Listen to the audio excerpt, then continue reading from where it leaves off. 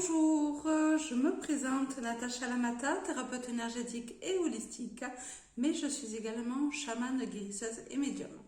Alors aujourd'hui, j'avais envie de vous parler du thème de la cohésion des ressources humaines, évidemment pour le bien de tous. Donc pour commencer ce sujet, la capacité à voir les choses sous cet angle permet de se libérer déjà d'une part des préjugés et des croyances limitantes qui peuvent être un frein pour soi-même. Un frein pour soi-même, bien sûr, dans le sens où les connaissances et les savoirs que l'on acquiert au cours de notre vie est censé nous permettre de grandir, de changer et de s'expandre en tant que personne, bien sûr.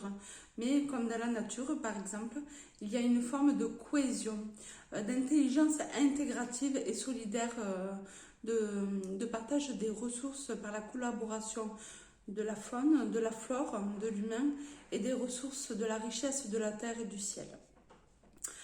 Tout l'équilibre et l'harmonie résident dans l'abondance des ressources de l'ensemble de cet écosystème, sans cesse en action et régi par des cycles, des rythmes et des transformations inhérentes aux variations des positionnements des astres en toute symbiose.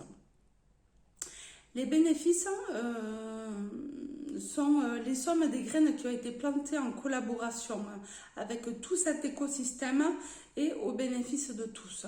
Car de manière énergétique, vibratoire et bien sûr du coup holistique, chaque action a un impact sur l'ensemble de notre monde.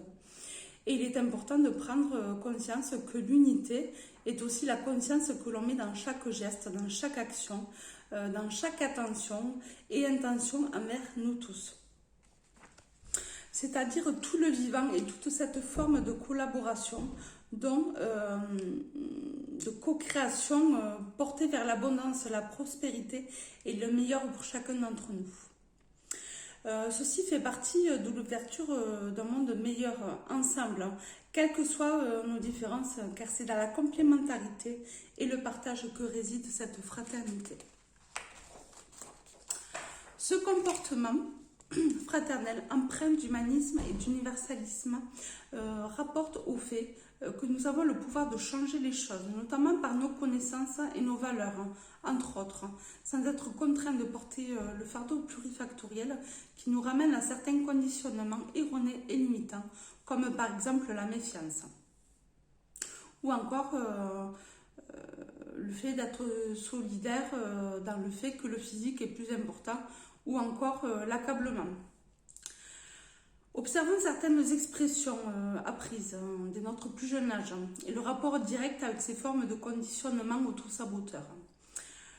L'une des clés majeures dans la libération de cela est de se sentir et d'être dans une pensée holistique. Se sentir dans le fait d'être en lien avec l'émotionnel et de ne pas s'en couper. Donc, le système sensitif peut ressentir d'être dans une manière de penser plus globale, moins dogmatique en comparaison à une façon de penser binaire, c'est-à-dire séparée et égoïste, donc qui enferme et qui pousse au sentiment de rejet. Il est important de comprendre que les pensées, autant que les actes, ont un impact sur tous.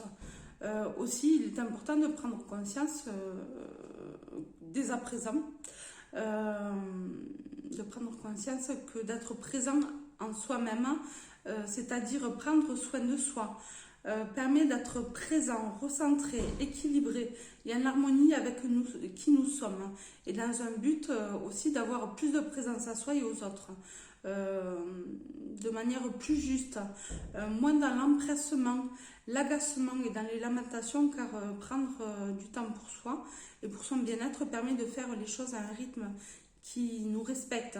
Donc avec plus de présence dans ce que l'on fait au quotidien pour le bien de son entourage. Voilà ce que j'avais envie de vous partager aujourd'hui dans ce sujet. Donc sur la collaboration, la co-création, l'humanisme, l'universalisme et toutes ces notions de cohésion de ressources humaines. J'espère que vous avez passé un bon moment en ma compagnie en tout cas. Je vous remercie infiniment pour vos j'aime, pour vos abonnements, pour votre présence, pour votre fidélité et pour vos messages. Et je vous dis à très bientôt dans une autre vidéo. Au revoir, merci beaucoup, je vous embrasse, à très bientôt.